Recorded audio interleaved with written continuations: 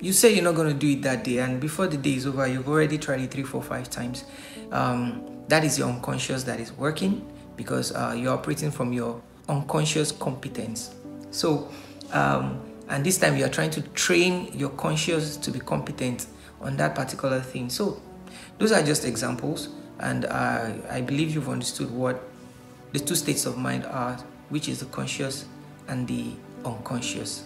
So, like I said, the unconscious is not aware of the environment, is not aware of your thoughts, it's not aware of your feelings, it's not aware of your surroundings, it's not aware of your sensation, but the conscious is aware of your thoughts, feelings, sensations, and your surrounding. So that is the difference between the conscious and the unconscious. Yet, they are the two states of your mind, and they are operational every time.